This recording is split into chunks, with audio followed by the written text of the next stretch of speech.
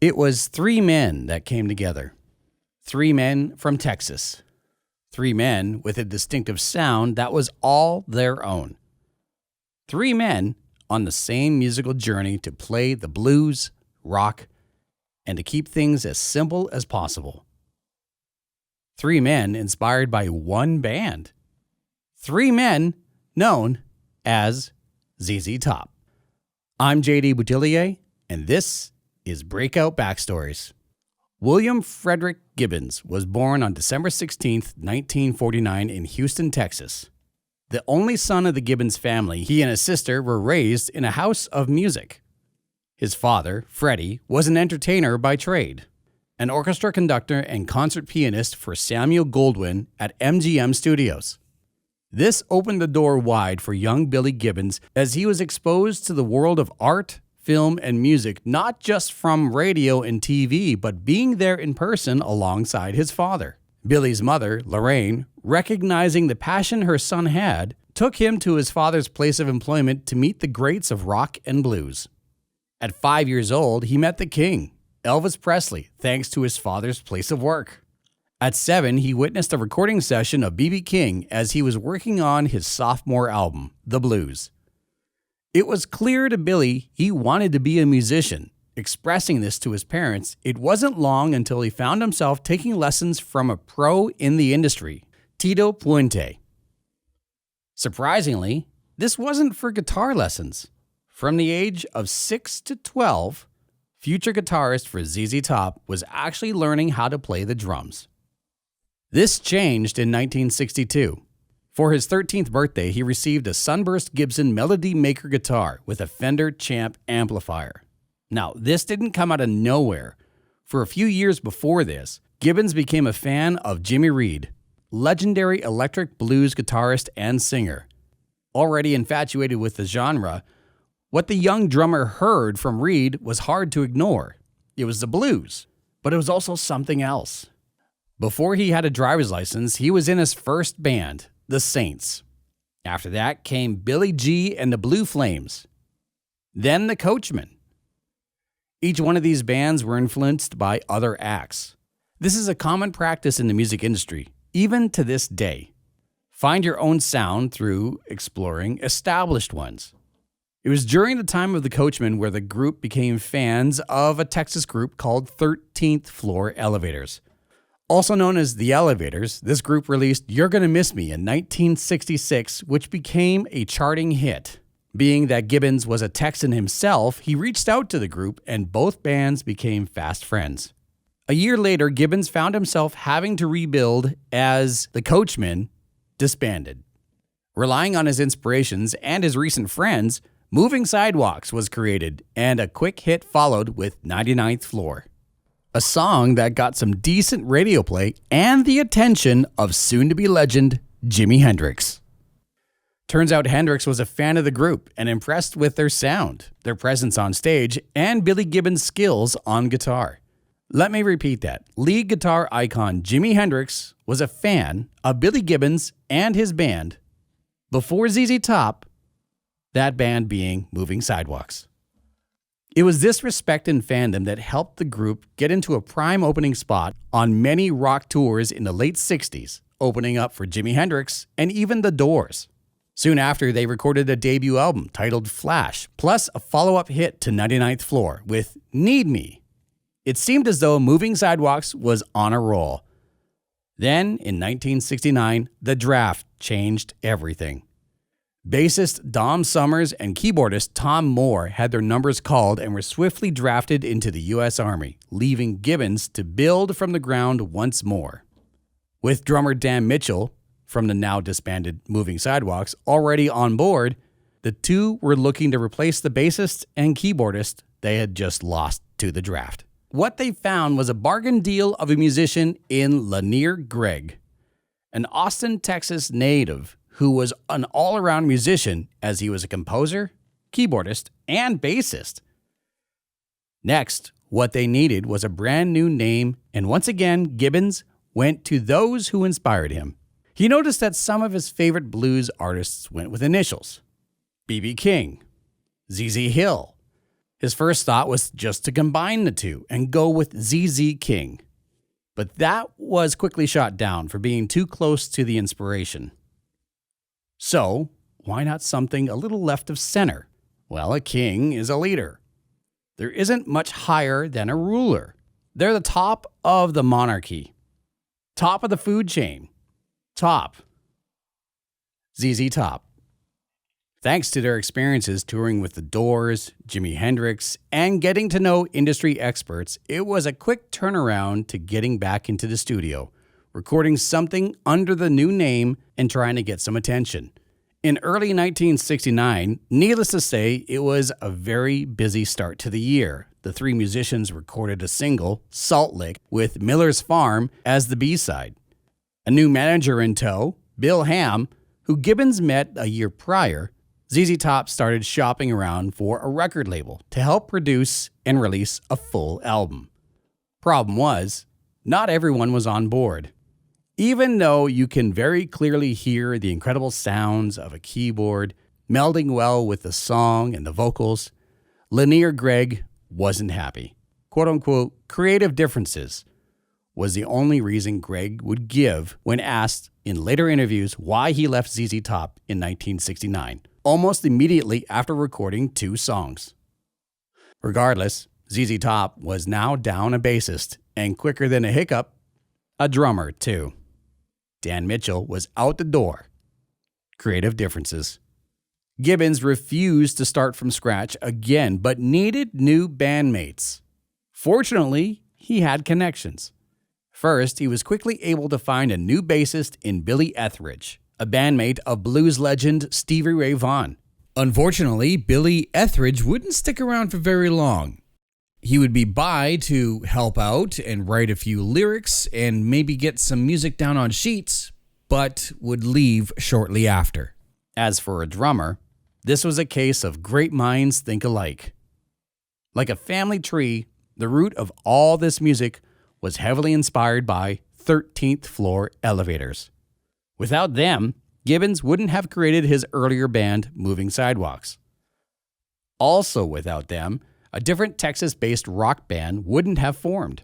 That group being American Blues. A band that was also about to have a falling out due to creative differences. Their lead guitarist was sick of the rock genre and wanted to play more blues, causing a trio of a band to be stranded with a roster of 2, a bassist by the name of Dusty Hill and a drummer named Frank Beard. Born in Dallas, Texas on May 19, 1949, Joe Michael Hill wanted to be a musician like his older brother, John Rockford Hill. As any child in his position would, he took up music and band class in school as soon as he could. Instrument of choice? Cello.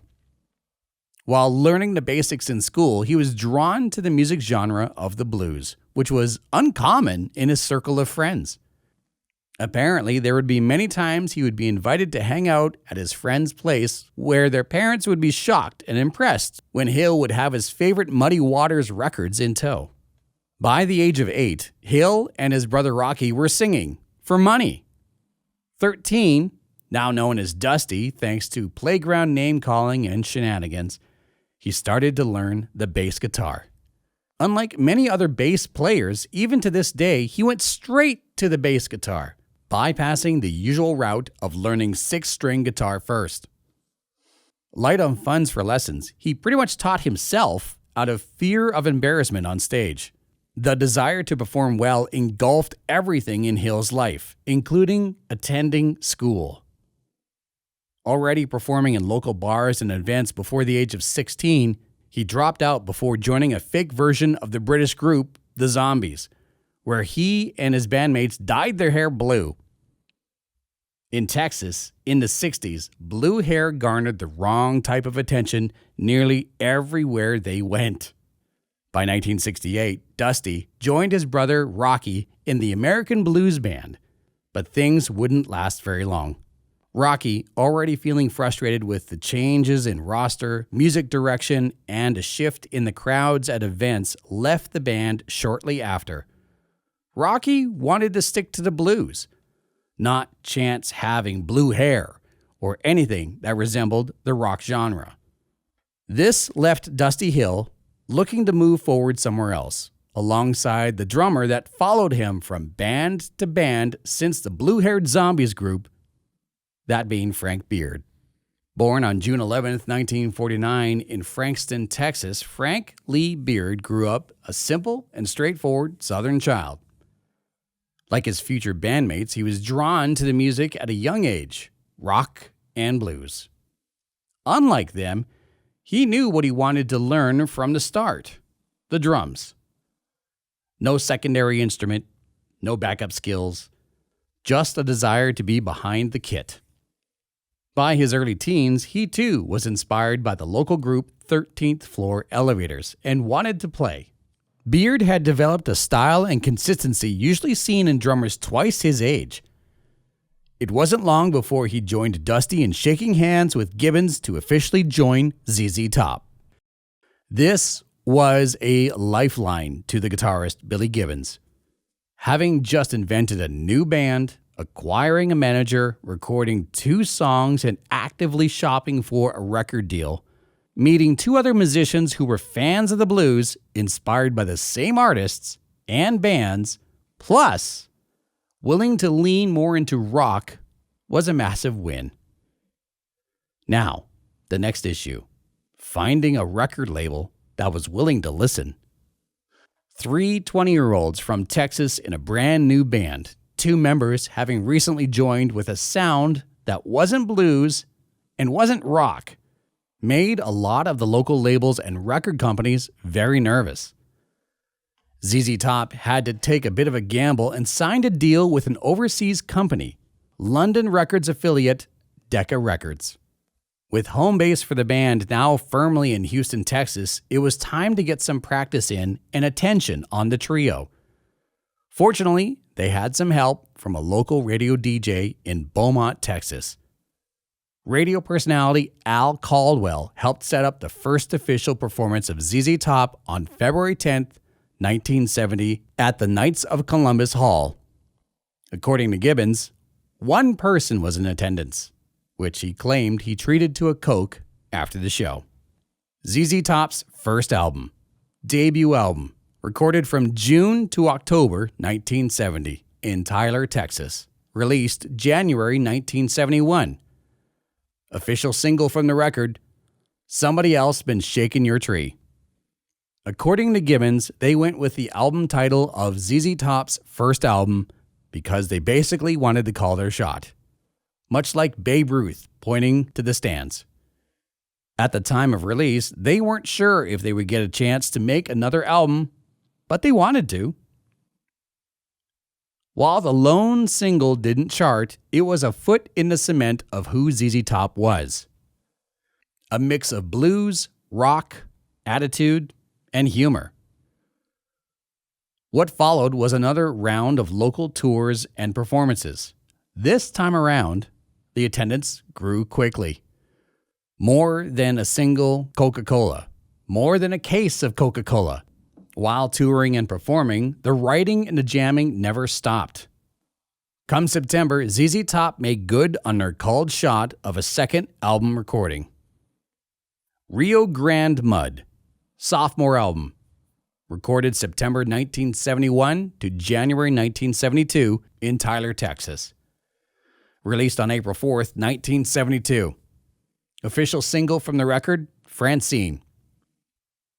The time on the road before recording this album was the inspiration for a lot of what landed on the track list. Songs like Chevrolet, Just Got Paid, Sure Got Cold After the Rain Fell, and Mushmouth Shoutin' came from stories and tales on the road and interacting with fans and critics alike. This would become the blueprint for writing and composing moving forward. With their creativity and promise to themselves to never take things too seriously and never narrow their scope on life and music, it opened the door to write and sing about anything. The one charting hit, Francine, loosely based on a superfan of sorts, climbed its way into the Billboard Hot 100, securing the attention of music fans outside the Lone Star State for the first time, laying the groundwork for a third album. Fun side note, that song peaked at number 69 on the charts. Tres Hombres, third album, recorded November 1972 to March 1973 in Tyler, Texas, and Memphis, Tennessee. Released July 26, 1973. Official singles on the record: Grange and Beer Drinkers and Hellraisers. The start of the album had a happy accident in a studio mistake. Waiting for the Bus segues seamlessly into Jesus Just Left Chicago, which was never meant to happen. Audio engineer Terry Manning was splicing the tape between the two songs when he inadvertently left no gap between them. Ever the professional, Manning cut the tape in such a way it sounds flawless to even the most critic of musical ears. Producer and manager Bill Ham was not impressed, but Gibbons loved it. He would state later that while it was never the intention, those two songs could no longer exist in any other way moving forward. The single Beer Drinkers and Hellraisers pulled once again from life on the road. Performing in packed bars and larger stages, the crowds were very much getting more and more into what ZZ Top had to offer, clearly with a drink or three in the mix. While the opening music salvo of songs was a studio error that worked well, Grange came together while the trio was just killing time. Manning was adjusting and fixing something behind the scenes while Hill, Beard, and Gibbons were getting back into the groove after a lunch break when suddenly a song began to form. Gibbons was jokingly singing about a brothel just over an hour's drive away from their home base in Houston, Texas. While it was never named in the song, the Chicken Ranch first opened their doors in 1844, catering to the most carnal desires of the clientele in Grange, Texas. By absolute coincidence, the brothel was forced to close their doors 6 days after the release of ZZ Top's third album. Clientele would continue to arrive at the location for years afterward, annoying the two lawyers who purchased the property. Tres Hombres would be the album that solidified ZZ Top. Their sound, their writing style, their simplicity and simultaneous depth in lyrics, blues, rock, and boogie. Three men, Tres Hombres, inspired by the same bands, coming together to inspire future generations. By no means was this the end of the road for the iconic trio. They would go on to release 12 more studio albums, 4 live albums, 5 box sets, and tour the world multiple times. The group would also eventually get a mascot of sorts, thanks to Billy Gibbons' interest in classic cars and drag racing. Their 8th album, Eliminator, featured an artist's illustration of Gibbons' custom-built 1933 Ford Coupe, nicknamed the Eliminator. A project car that was started in 1976 and completed as the group was finishing up their 1983 album. This car is still very much a part of the group. While it may sit in the Cleveland Rock and Roll Hall of Fame building on display, it is still street ready. Anytime the band rolls through Ohio, Gibbons takes it out for a spin. On July 28, 2021, Dusty Hill passed away. Like the brothers and rockers they are, ZZ Top continues on. After a brief period of mourning and being with their family, the group headed back on the road. Longtime guitar tech Elwood Francis would take up Hill's place as bassist, something the group addressed months prior. This is the first time ZZ Top has ever had a change in band members since their formation in 1969, placing the Rockers in the Guinness Book of World Records. Longest running group with no lineup changes. ZZ Top, 48 years. This has been Breakout Backstories. I'm JD Boutillier. If you'd like to check out other projects I'm a part of, you can find me online at TheMediajack.ca or anywhere on social media under the handle TheMediajack. I am an independent content creator, and if you would like to support what I do, feel free to leave a comment, subscribe, or if you feel so inclined, join my Patreon. Again, everything can be found at TheMediajack.ca. Thanks for joining me.